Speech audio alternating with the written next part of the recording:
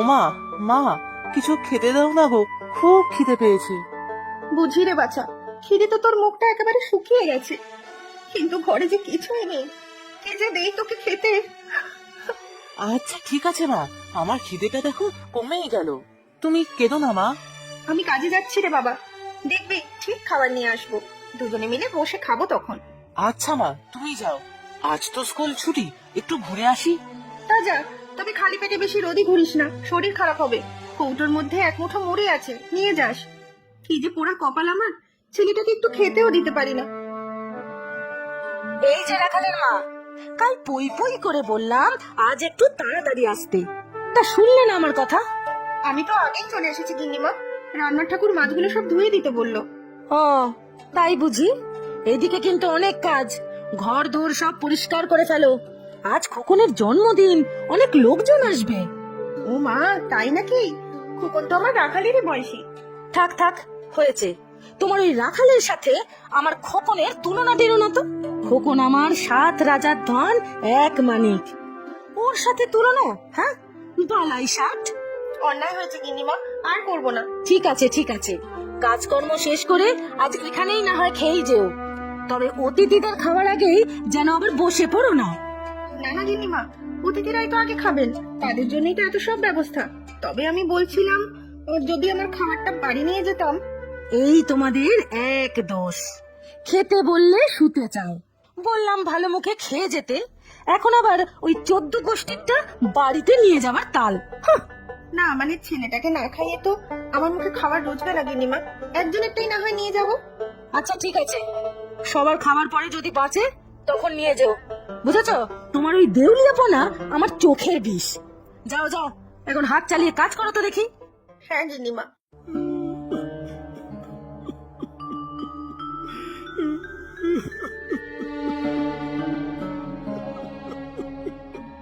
দাদু, ও দাদু, তুমি কাঁদছো কেন দাদু? দুঃখ দুঃখ, ভারি দুঃখ আমার, দুঃখ দুর্দশের কি আর শেষ আছে আমার? আহারে, সত্যিই তো, তোমার তো মনে হচ্ছে ভারী কষ্ট। কষ্ট বলে কষ্ট, মহা কষ্ট, দুঃখ কষ্টের সাগরে ভাসছি আমি।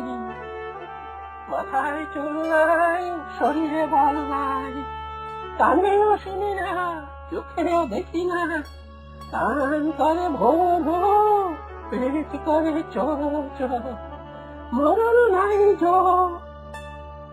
ইস, কি যে করি, আমার কাছে এক মুঠো মুড়ি আছে, খাবে তুমি? না রে বাপু, আর তো কিছু নেই, আমরা তো খুব গরিব, নিজেরাই খেতে পাই না। কিছু জল খাও দেখি বাপু।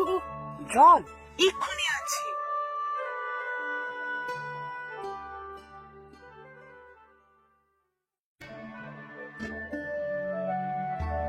নাও দাদু, জল খাও, আমি খাইয়ে দিচ্ছি, হা করো।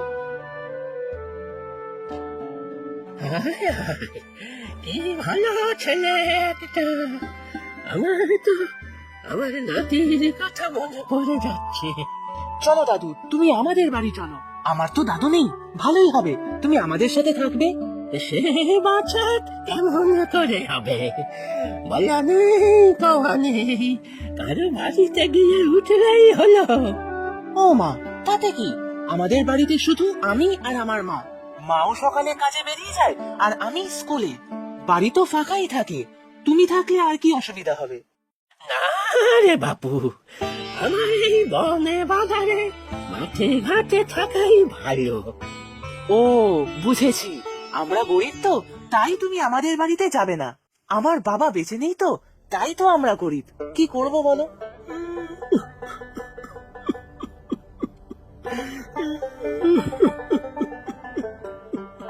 ও দাদু, তুমি আবার কাঁদছো কেন? তোর দুঃখের কথা শুনে কাঁদছি বাপু। আমি নাতিটা তো এরকমই কথা বলতো। আর কেঁদো না দাদু, আমার মাও খুব কাঁদে, তবে আমি কিন্তু কাঁদি না, কেঁদে কি হবে শুনি, আমি লড়াই করে বড় হব। আচ্ছা বাপু আচ্ছা, চল দেখি তোদের বাড়িতে গিয়ে কদিন থেকে আসে। তুমি যাবে দাদু? আচ্ছা চলো চলো, তোমার জিনিসপত্র কিছু আছে নাকি? তাহলে নিয়ে নেব। না হে বাপু, এই বাটি আর একটা ছোট পুতুলি সে আমি নিতে পারবো।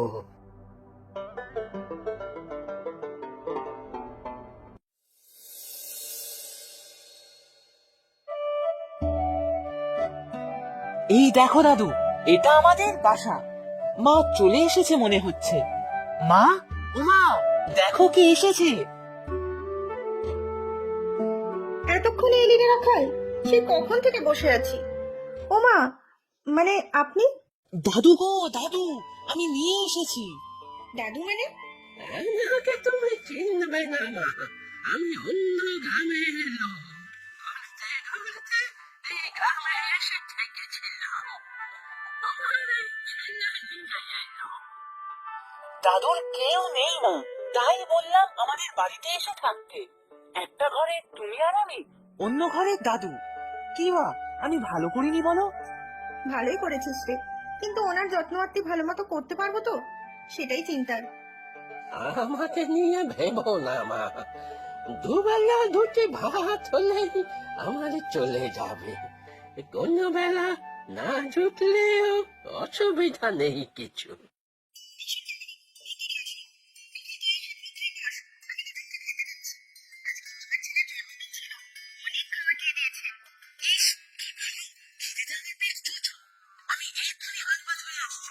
আচ্ছা বাবা আচ্ছা, তোর দাদুকেও নিয়ে বস, আমি দুজনকেই খেতে দিচ্ছি। আর তুমি মা, তুমি কি খাবে? হয়ে যাবে রে বাবা, হয়ে যাবে। আগে তোরা তো খেয়ে নে, তারপর আমারও ঠিক হয়ে যাবে। হ্যাঁ রে রাখাল, তোর দাদু কোথায়? দাদু তো পেছনের বাগানে আগাছা পরিষ্কার করছে। কি সব গাছপালা লাগাবে বললো। গাছপালা লাগাবে? হ্যাঁ, বললো ভেষজ না কি যেন ওষুধ তৈরি হয়। ও মা, ওসবে কি হবে? ওনার কোনো রোগ আছে নাকি? তাহলে তো ওষুধ খাওয়াতে হবে। আচ্ছা, আমি জিজ্ঞেস করে দেখবো। আমি কাজে যাচ্ছি, দেরি না হয়ে যায়। ডাল ভাত ফুটিয়ে গেলাম, দুজনে খেয়ে নিস, তারপরে স্কুল যাস কিন্তু। তাড়াতাড়ি এসো কিন্তু, আমি দাঁড়িয়ে থাকবো। আচ্ছা বাবা আচ্ছা, স্কুল থেকে এসে পড়তে বসিস। দেখি তো দাদু কি করে। ও দাদু, এখনো এখানে? সব আগাছায় ভরেছিল, তবে দু একটা ভালো ঔষধি গাছ পেয়েছি। তোমার কি কোনো অসুখ আছে দাদু? মা বললো তাহলে সরকারি হসপিটাল থেকে ওষুধ এনে দেবে। না হে বাপু, মনের দুঃখ ছাড়া আর কোনো অসুখ তো নেই আমার। তবে এখানে আসার পর থেকে সেই দুঃখ নেই আমার, আর কোনো অসুখ নেই, সবই শুধু সুখ। তাহলে চলো খেয়ে নেবে, আমি আবার স্কুলে যাব তো। তুমি ঘরে একা থাকতে পারবে তো? তা পারবো, আমার কিছু কাজও আছে। এইসব লতা পাতা তুমি ঘরে নিয়ে যাবে নাকি গো দাদু?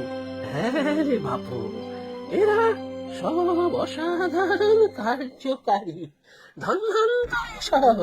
আচ্ছা চলো ঘরে চলো।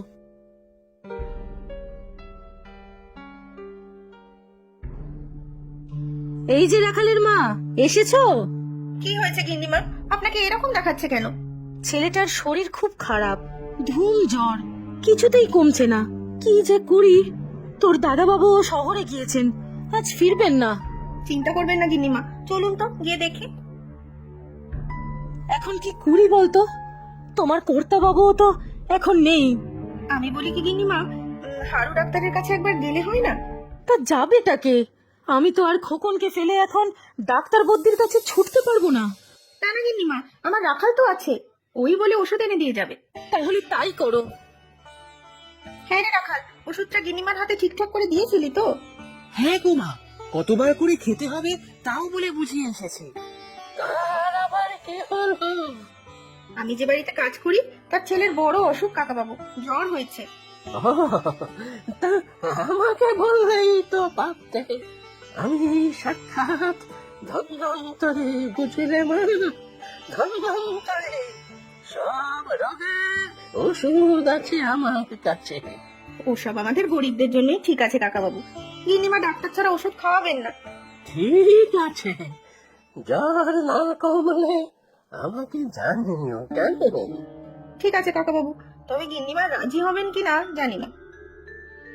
জ্বর যে কিছুতেই কমছে না, হাড়ু ডাক্তারের ওষুধে তো কাজই হলো না কিছু। আমি একটা কথা বলবো গিন্নিমা, আপনি অনুমতি দিলে একবার চেষ্টা করে দেখতে পারি। যা বলবে তাড়াতাড়ি বলো বাপু, খেয়ালই করো না এত, আমার আর কিছুই ভালো লাগছে না। আমার এক কাকাবাবু আছেন, উনি ভেষজ গাছপালার রস থেকে ওষুধ বানান। আমার রাখালের সর্দি কাশি তো উনিই ঠিক করে দিলেন। শোনো, রাখালের সাথে আমার খোকনের তুলনা করবে না, আগেও বলেছি। না না গিন্নিমা, আমি তুলনা করিনি, একবার কাকাবাবুকে ডেকেই দেখুন না। বলছো যখন ডাকো, তবে আমার খোকনের যদি কোনো ক্ষতি হয় তাহলে কিন্তু ভালো হবে না।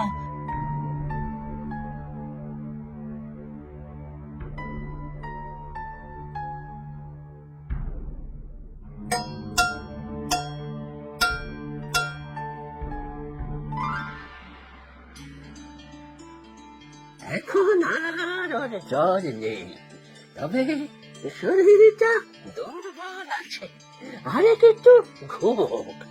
আপনাকে যে কি বলে ধন্যবাদ দেব। না না, ধন্যবাদ কিসের? ভেষজ গাছপালা দিয়ে ওষুধ বানানো আমার নেশা, বহু বছর ধরে করে যাচ্ছে। আর তিন কোলে আমার কেউ নেই। ওদের বয়সে একটা নাতি ছিল, সেটাও ফাঁকি দিয়ে চলে গেছে। তারপরে থেকেই আমি ঘুরে ঘুরে গরিব দুঃখীদের ওষুধ দিয়ে বেড়াই। এবার আপনি চলুন কাকাবাবু, সারা রাত জেগেছিলেন, বিশ্রাম নেবেন। হ্যাঁ মা, যাবো বই কি? আমরা যাচ্ছি গিন্নিমা। শোন রে রাখালের মা, তোদের উপকারের ঋণ আমি কখনো শোধ করতে পারবো না জানি, তবে যতটা সম্ভব চেষ্টা করব যাতে তোরা ভালো থাকিস। রাখালের সব পড়াশোনার দায়িত্ব এখন থেকে আমার, ওরা না হয় একসাথেই বড় হয়ে উঠুক। সত্যি গিন্নিমা, ভগবান এতদিনে তাহলে মুখ তুলে চেয়েছেন। কিরে রাখাল, ভালো করে পড়াশোনা করবি তো বড় মানুষ হতে? হ্যাঁ গিন্নিমা, তুমি দেখো আমি ঠিক